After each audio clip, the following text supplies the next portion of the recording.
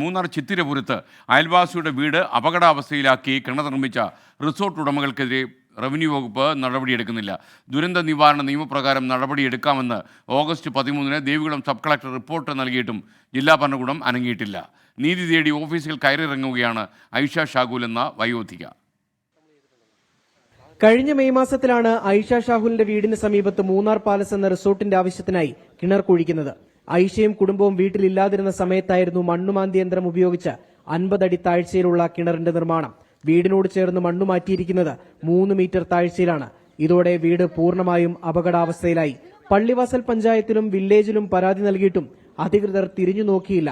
പിന്നീടാണ് ദേവികുളം സബ് കളക്ടറെ സമീപിക്കുന്നത്. ആദ്യം പരാതി വില്ലേജിലും പഞ്ചായത്തിലും കൊടുത്തത്. അവര് പ്രത്യേകിച്ചൊന്നും പറഞ്ഞില്ല. അത് കഴിഞ്ഞ് പിന്നെ തഹസിൽദാർക്കും പിന്നെ കളക്ടർക്കും സബ് കളക്ടർക്കും വന്ന് കൊടുത്തു കഴിഞ്ഞപ്പോൾ അവര് സ്റ്റോക്ക് മെമ്മോ അയച്ചു എന്ന് കൊടുത്തു എന്ന് പറഞ്ഞു. ഇവർക്ക് കുളം മൂടാൻ പറഞ്ഞ് പരാതിയെ കൊടുത്ത എല്ലായിടത്തും കൊടുത്തതിന്റെ ഇതും അവര് JCB ആയിട്ട് ഇവിടെ പണിയാൻ വന്നു ഇവിടെ കുറെ കാണിച്ചപ്പോഴത്തേക്കും ഞങ്ങൾ കണ്ട കാരണം ഞങ്ങൾ പറഞ്ഞു പണിയാൻ പറ്റത്തില്ല. എന്നിട്ട് പിന്നെ ഞാൻ വില്ലേജ് ഓഫീസറെ വിളിച്ചു പറയുക ചെയ്തായി. ഞങ്ങളുടെ പട്ടാള സ്ഥലത്ത് കിണർ കുത്തുന്നതിന് നിങ്ങളുടെ അനുവാദം ഒന്നും വേണ്ട. ഇവിടെയുള്ള ഒരുത്തരും ഞങ്ങളെ എല്ലാ ഇതും ഉദ്യോഗസ്ഥന്മാരും എല്ലാം ഞങ്ങളുടെ അവരുടെ കീഴിലുള്ളതെന്നാണ് അവർ പറഞ്ഞത്. കുളം നിർമ്മിക്കാൻ അനുയോജ്യമായ സ്ഥലമല്ലെന്നാണ് ഇടുക്കി ജില്ലാ ജിയോളജിസ്റ്റിന്റെ റിപ്പോർട്ട്.